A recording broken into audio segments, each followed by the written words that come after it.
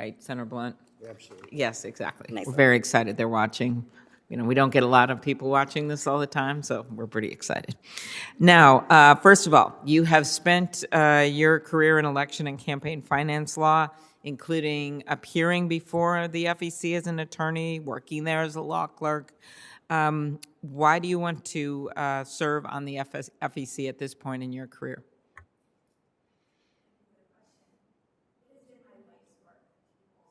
Yeah, I think you turned it off there. Thank you.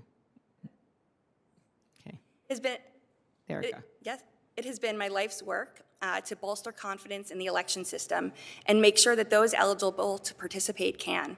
A functioning FEC instills public confidence in the integrity of our system and allows candidates, campaigns, and other political actors to speak. It protects the system from those who operate outside of the law and allows voters to obtain the information they need to make informed decisions at the voting booth. So if confirmed, my experience as a practitioner working across the regulated community will further the FEC's critical mission to protect integrity of the federal campaign finance process by providing transparency and fairly enforcing and administering the laws. Thank you. Like some of our other nominees, including Republican nominees in the past, as an attorney, you've represented many clients, and I understand you've entered into an agreement with FEC's designated ethics officials on how to handle potential conflicts of interest, including through recusals in some cases. Will you commit to following the terms of that agreement and the advice of the agency's ethics officials if you are confirmed? Yes. Okay, thank you. The FEC, as we have noted, has an even number of commissioners, limited to no more than 3 from a single political party, and that frequently leads to a stalemate that can hamstring the commission from initiating investigations, approving rulemakings, issuing advisory opinions.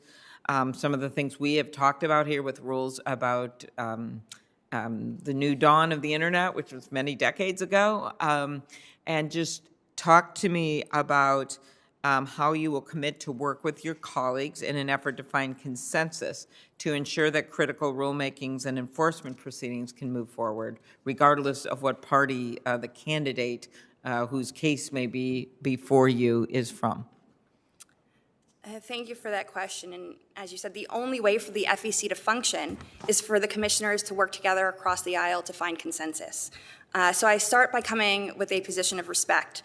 I am proud to have the bipartisan support of 30 of my colleagues in the political law community, some of whom I've even opposed in court and in recounts. And that position of respect is one I try to bring to everything that I do.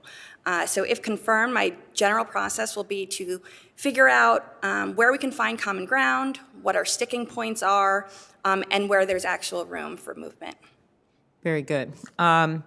One area where we've seen bipartisan consensus coming out of the commission is on the issue of fraudulent fundraising practices. In recent years, we've seen the emerging threats posed by scam PACs or groups pretending to fundraise for candidates, and then they pocket the money. I've heard many of my colleagues on both sides of the aisle talk about it.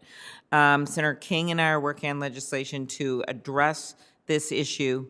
Do you agree that the threats posed by these scam PACs are serious and that action should be taken? Yes, absolutely. Okay. Following the 2020 election, we've seen a dramatic increase in threats against both election officials and members of Congress. Last year, Capitol Police responded to over 9,000 threats against members, nearly double the number of threats faced by members of Congress just 3 years ago. In March 2021, the FEC issued guidance clarifying that members can use campaign funds for personal security. Can you speak to the importance of this guidance in light of the rise in threats that we're seeing? Yes, and thank you for this. And this is one that I really do care about, especially working with candidates. And that's that candidates need to be protected. And it is an unfortunate part of what is happening right now that there are threats and legitimate reasons to believe that somebody, be it a candidate, their staff, or the campaign itself, may have threats. And I think it is important that campaigns and candidates be able to use their campaign funds.